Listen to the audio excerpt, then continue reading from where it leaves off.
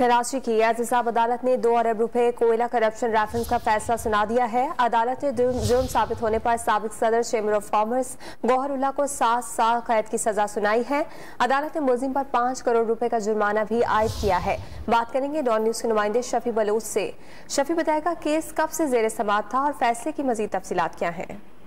जी देखिए, ये नेब की जानिब से जो है वो रेफरेंस दायर किया गया था। इस्तगासा की जानिब से, नेब की जानिब से जो है वो तो सवाल पेश किए जाने के बाद अदालत ने पिछली समाअत में रेफरेंस का फैसला महफूज किया था और आज अदालत ने अब तरफेन की जो है मौजूदगी में ये फैसला सुना दिया है, जिसके मुताबिक अदालत ने जुर्म साबित होने पर साबिक सदर चेंबर ऑफ कॉमर्स गौहरुल्लाह को जो 7 साल कैद की सजा सुना दी है और अदालत ने मुलजिम गौहरुल्लाह पर जो है 500 मिलियन रुपए का जो जुर्माना भी ऐड कर दिया है।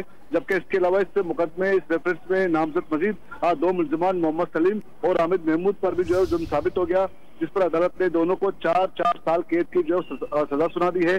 जबकि इन दोनों मुजरिमों पर अदालत ने जो वो 5 मिलियन रुपए फी का जुर्माना भी ऐड कर दिया है।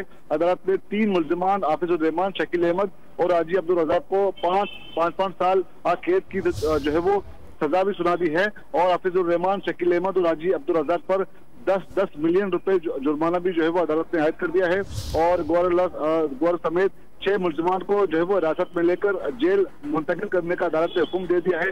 चूंकि रेफरेंस की समाअत के दौरान मुलजिमान जो है वो जमानत पर थे और अदालत ने फैसला सुनाने के बाद जो है वो नेब को जारी किया कि 6 मुलजिमान को जो है वो कोई तौर पर गिरफ्तार करके जेल भेजा जाए। जी, बहुत शुक्रिया तफसीलात के लिए।